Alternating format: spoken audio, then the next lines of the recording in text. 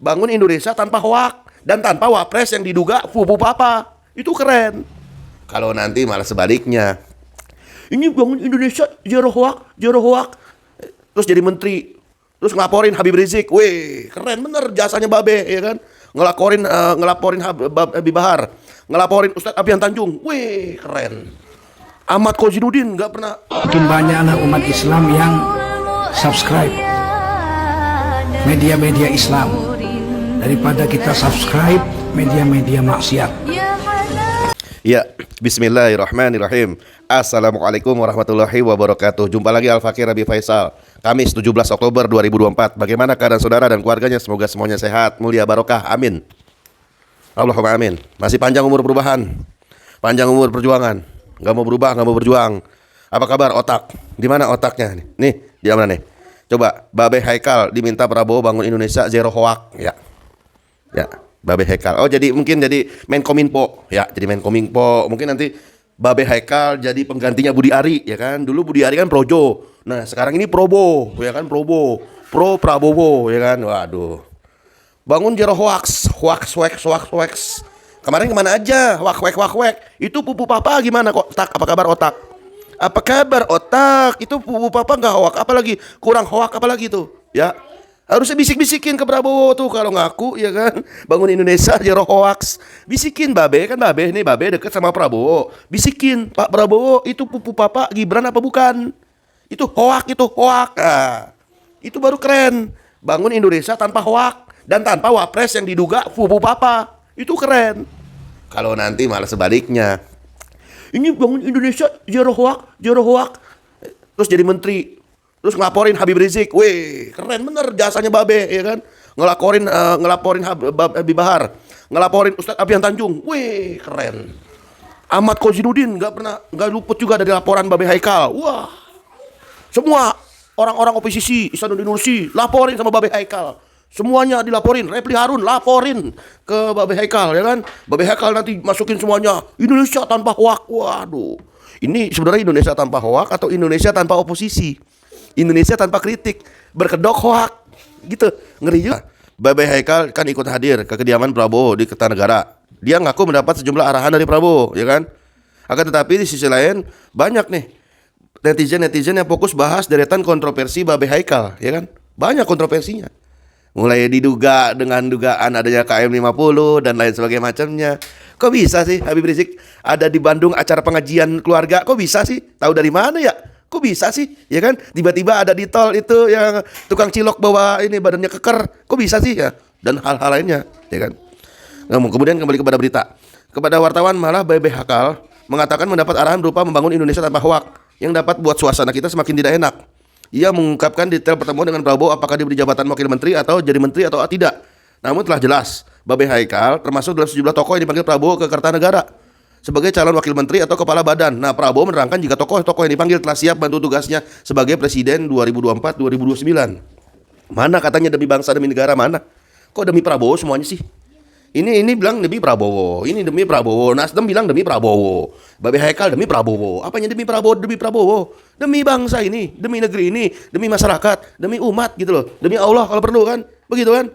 Ini apa demi Prabowo, demi Prabowo? Kenapa sih orang-orang yang notabene mereka selama ini nggak ada kontribusinya apa-apa buat negara, tiba-tiba demi Prabowo, bela Prabowo, menjadi menteri Prabowo, Indonesia tanpa hoak. Indonesia tanpa Habib Rizik itu sekalian aja. Indonesia tanpa Habib Bahar, Indonesia tanpa Ustadz Abian Tanjung, Indonesia tanpa Repli Harun, tanpa Rocky Gerung gitu ya. Hoak-hoakin aja semuanya, hoak-hoakin semua. Jadi itu semuanya hoak gitu kan.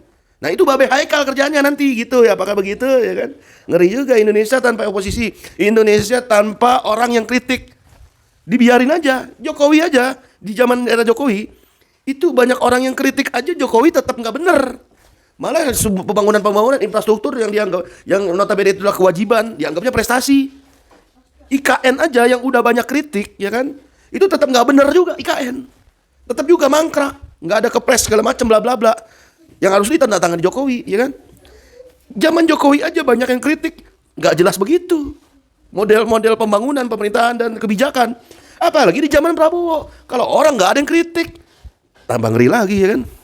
Nah, kembali ke soal berita. Akan tetapi kemunculan Babe Haikal pun jadi sorotan. Lantaran sebelumnya ia pernah mengatakan oposisi sampai mati terhadap pemerintahan Indonesia.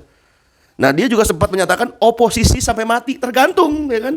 Ada tambahannya, tapi, ya kan? Oposisi sampai mati, tapi Mbak BHK pernah ngomong gitu kan? Oposisi sampai mati, tapi ada tapinya kan sekarang, kan udah dipanggil di rumahnya Prabowo. Oposisi sampai mati, tergantung tebalnya duit, ya kan? Oposisi sampai mati, ya kan? Tergantung yang ngarahin gua siapa, kan gua punya kasus juga nih, kan gitu kan? Apakah begitu? Kan ngeri. Oposisi sampai mati. Kecuali Prabowo, oposisi sampai mati, tapi bohong. Oposisi sampai mati, tapi bohong. Oposisi sampai mati, siapa yang percaya, ya kan? Itu pertama, soal pernyataannya oposisi sampai mati.